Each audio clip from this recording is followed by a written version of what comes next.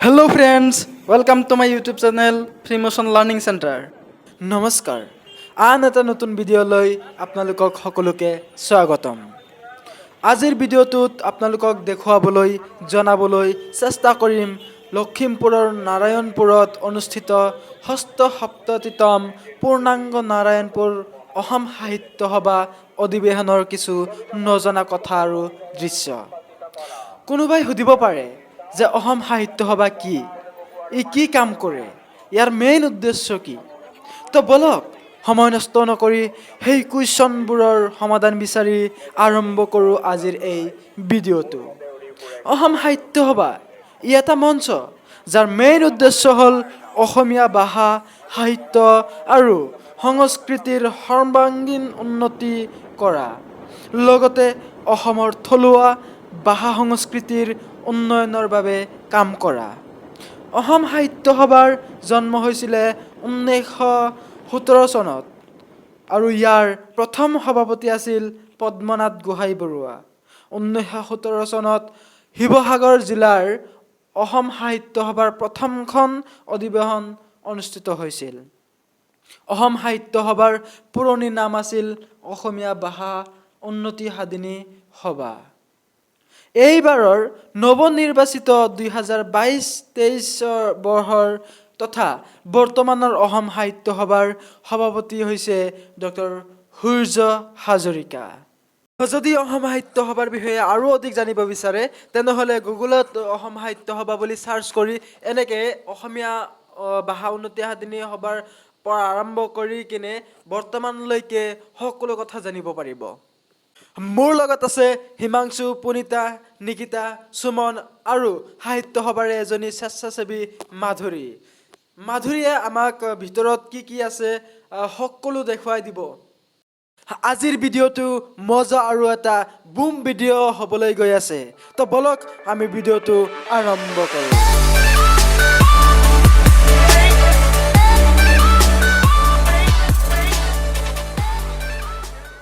এইটো হ'ল অসম সাহিত্য সভাৰ প্ৰতীক চিহ্ন আৰু তাত থকা লিখনিটো হ'ল মিত্ৰদেৱ মহন্তদেৱে লিখা অসম সাহিত্য সভাৰ আদৰণি গীত তথা নীতিবাক্য চিৰচেনেহী মোৰ ভাষা জননী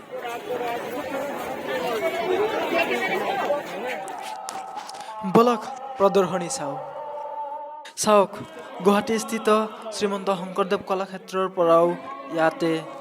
প্ৰদৰ্শন কৰিবলৈ আহিছে ইয়াৰ উপৰি বিভিন্ন স্কুল কলেজৰ পৰা বহু ছাত্ৰ ছাত্ৰীয়ে কিছুমান সাইন্টিফিক মডেল প্ৰদৰ্শন কৰিবলৈ আনিছে একচুয়ালি তোমালোকৰ প্ৰজেক্টৰ নাম কি Preparation of handmade paper and utensils from Ipoda Tena, commonly known as Borokon. মই বৰকমৰ পৰা পেপাৰ আৰু বাচনত প্ৰস্তুত কৰিছোঁ প্ৰথমতে মই কলম গা গছটো লৈ মই এনেকৈ 20-25 দিন শুকোৱাৰ পিছত মই চিপছ বনালোঁ মানে ফালি দিওঁ তাৰ পিছত মই এইখিনি powder One of the main disadvantages of using fossil fuels are they are emitting carbon dioxide in the atmosphere, which is causing the greenhouse effect and which will ultimately. No, I am not diabetic. 1 minute.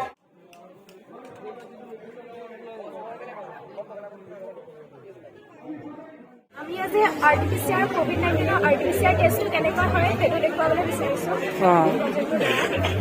ঠিক আছে দেখকচোন বাৰু RT-PCR কি কৰিছে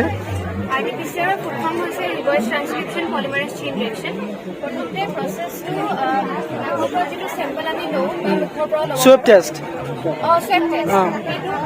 এটা test ওপৰত আমি chemical যি এটা সলিউশ্যন বনাওঁ সেই সলিউশ্যনটো নেক্সট এই মেচিনটোত দিয়া হয় মেচিনটোৰ নাম কি এইটো চেন্ট্ৰিফিউগেশ্যন মেচিন এই মেচিনটোত জেনেটিক মেটেৰিয়েলটো এক্সট্ৰেক্ট কৰা হয় মানে যিটো RNA হয় বাকীখিনি ছেপাৰেট কৰি নেক্সট সেই জেনেটিক মেটেৰিয়েলটো এটা সলিউশ্যন আকৌ বনাই এই PCR মেচিনটো দিয়া হয় ইয়াত ফাৰ্ষ্ট প্ৰচেছটো RT হয় RNAৰ পৰা DNA বনোৱা হয় যিটো হৈছে ৰিভাৰ্ছ ট্ৰান্সক্ৰিপশ্যন তাৰপিছত PCR প্ৰচেছটো হয় PCRটো 3টা ষ্টেপত হয় প্ৰথমটো হৈছে ডিনেচাৰেশ্যন চেম্পল প্ৰথম ষ্টেপত যিটো হয় ডিনেচাৰেশ্যন DNA স্ট্ৰেণ্ডডাল ছেপাৰেট হৈ যায় এইটো হ'ল ফাৰ্ষ্ট প্ৰচেছ এইটো হয় 92 ডিগ্ৰী চেলচিয়াছত আৰু ইয়াৰ মাজত থকা হাইড্ৰজেন বণ্ডবোৰ ভাঙি যায় ছেকেণ্ড ষ্টেপটো হৈছে এনিলিন এই শ্বৰ্ট প্ৰাইমাৰ কেইডাল ইয়াত এড হয় এইটো হয় 50 to 60 ডিগ্ৰী চেলচিয়াছত আৰু এইটো অপজিট এণ্ডত হয় এনেকুৱা 3 প্ৰাইম 5 প্ৰাইম আৰু এইটো 5 প্ৰাইম হ'লে এইটো 3 প্ৰাইম তাৰপৰা হৈছে থাৰ্ড ষ্টেপটো হৈছে এক্সটেনশ্যন ইয়াত টেক পলিমাৰেজ এড হয় আৰু ৰিয়েকশ্যন মিক্সচাৰত থকা নিউক্লিঅটাইডবোৰ এড হয় এইটো হ'ল থাৰ্ড ষ্টেপ এইটো এটা চাইকেল হয় এটা চাইকেলৰ পৰা আমি দুটা ষ্ট্ৰেণ্ড পালোঁ এনেকুৱা 30 to 35টা চাইকেলৰ পিছত আমি 1 বিলিয়নটা 30 to 35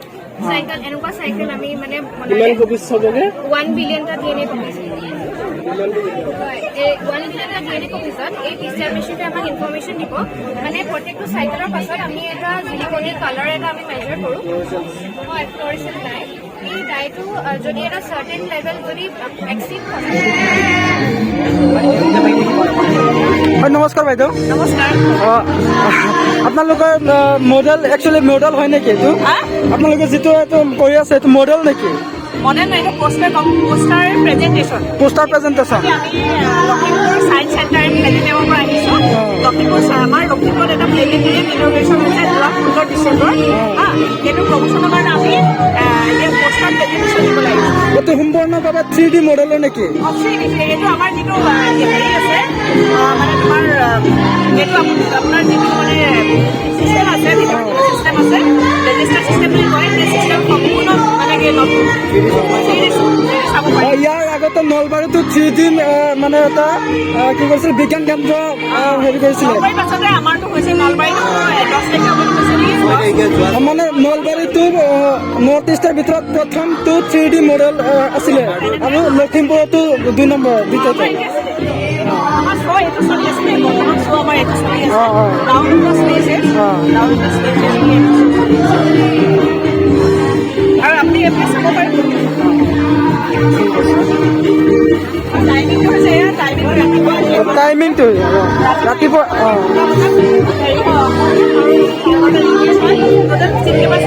আছে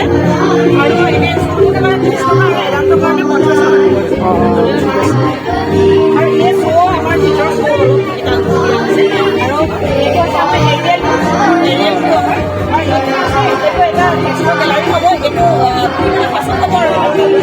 হ'বলৈ গৈ আছে এতিয়া আমাৰ পৰা মাৰ্কেটখিনি কৰি আৰু এইটোৱে অৰ্গেনাইজে এষ্টাব্লিছ কৰিছে ASTEC এইটো লিখা আছে অসম লখিমপুৰ তাৰকা গৃহলৈ আহিব বিচাৰে তেতিয়াহ'লে আমাৰ লখিমপুৰ টাউনৰ পৰা 3.5 কিলোমিটাৰ আঁতৰত নকাই হাইস্কুল আছে নকাই হাইস্কুলৰ ঠিক কাষেদি গ'লে প্ৰায় 1.5 কিলোমিটাৰমান গ'লে চুতীয়াকাৰী গাঁৱত আমাৰ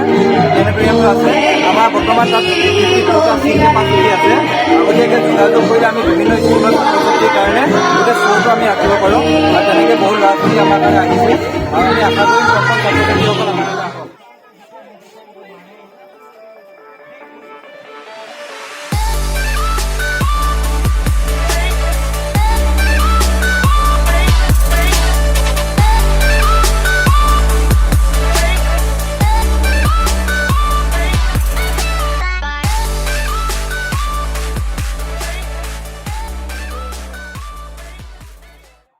ইয়াতে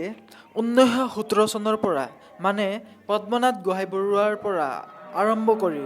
বৰ্তমানৰ ডক্টৰ সূৰ্য হাজৰিকালৈ যিমান অসম সাহিত্য সভাৰ সভাপতি আছিল তথা অধিৱেশন হৈছিল সেই সকলোৰে ফটো নাম আৰু অধিৱেশনৰ তাৰিখ উল্লেখ কৰা আছে যে নবল ন্যাসৰ জাগৰণ আনিছিল সেই জাগৰণে মনোবিত সৰকাৰ অসমীয়া সাহিত্য আধুনিকতাৰ ঢল ঘূৰাই আনে যাৰ সাথে